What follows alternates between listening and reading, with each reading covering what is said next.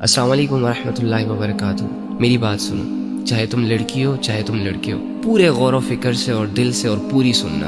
تمہارے دل میں بھی گلے شکوے ہیں نا کہ کوئی نہیں ہے تمہارا؟ کسے بتاؤں اپنے دل کے راز؟ یہ دنیا میرے ساتھ ایسا کیوں کر رہی ہے؟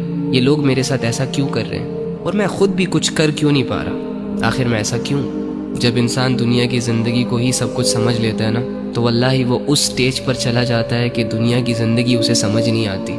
اینی ہاؤ، تو ایک کام کر، آج رات جب سب سو جائے نا تو چھپکے سے اٹھنا، کسی کو کانوں کان خبر نہیں ہونی چاہیے، اور سب سے الگ تھلگ ہو کر جانماز پکڑ، بچھا اور اس پر کھڑا ہو جا، ہاتھ باندھ، آنکھیں بند کر، امیجن کر کہ تیرا رب تیرے سامنے کھڑا ہے، وہ رب جس کا تو بندہ ہے، اور اسے اپنا سب کچھ مان، اور یہ تصور کر کہ آج میں اپنے رب کو اپنی حالت دکھانے آیا ہوں، آج میں اپنے رب سے اس دنیا کی شکایتیں کرنے آیا ہوں، آج میں اپنے رب سے دل کے راز بیان کرنے آیا ہوں۔ 2 رکعت نفل نماز پڑھ، اور نماز پڑھنے کے بعد جھولی پھیلا دے، ہاتھ اٹھا دے، بچھا دے خود کو، اور دل کی گہرائیوں سے پکار اپنے اس رب کو جو تیرے دل کے حال کو جانتا ہے، جو تب بھی تیرے ساتھ تھا جب دنیا تیرے ساتھ نہیں تھی، جو تب بھی تیرے ساتھ تھا جب دنیا تجھے جانتی نہیں تھی، اور جو آج بھی تیرے ساتھ ہے۔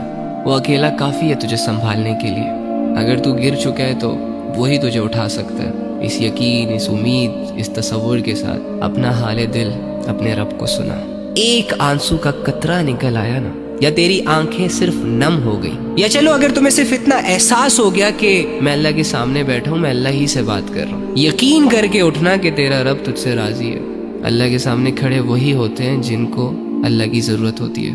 تو اللہ کے بندو، آپ کے مسئلے کس نے حل کرنے ہیں؟ عاملوں نے؟ کالے جادو والوں نے؟ کس نے کرنے آپ کے مسئلے حل؟ اللہ نے کرنے ہیں نا۔ تو اللہ کہاں ہے؟ ایکچولی میں آئی ڈونٹ نو وائی ہمارا یہ مائنڈ سیٹ بنا ہوا ہے کہ اللہ کچھ اسپیسیفک جگہوں میں پایا جاتا ہے، اور اللہ رب العزت کی جو مغفرت کے فیصلے ہوتے ہیں وہ نیک لوگوں کے لیے ہوتے ہیں، یا اللہ رب العزت جن لوگوں کی دعائیں قبول کرتا ہے وہ بہت نیک ہوتے ہیں، لمبے لمبے سجدے اور پاک صاف رہنے والے ہوتے ہیں۔ ہاں ٹھیک ہے، ان کا اپنا درجہ ہے، لیکن اس کا یہ مطلب بھی تو نہیں ہے نا کہ ایک عام انسان اللہ تک پہنچ نہ سکے، ایک عام انسان اپنے دل کی بات اللہ کو نہ کہہ سکے، اور اللہ رب العزت کو اپنی طرف متوجہ نہ کر سکے۔ وہ کہتے ہیں کہ کوئی کعبے سے خالی ہاتھ لوٹ آیا تو کوئی گھر بیٹھے خدا کو پا گیا۔ آپ کو نہیں لگتا کہ جو کمزور ہوتے ہیں، جو عام لوگ ہوتے ہیں، جو مظلوم اور فقیر قسم کے لوگ ہوتے ہیں، جو خالی ہاتھ ہوتے ہیں، معاشرے کو زیادہ تر ترس انہی لوگوں پر آتا ہے؟ تو اگر آپ اپنے آپ کو یہ مان بیٹھے ہیں کہ ہم گنہگار ہیں، ہم بدکار ہیں، تو دوسری جانب یہ بھی تو یقین کر سکتے ہیں نا کہ اللہ رب العزت آپ کی طرف زیادہ رجحان کرے گا۔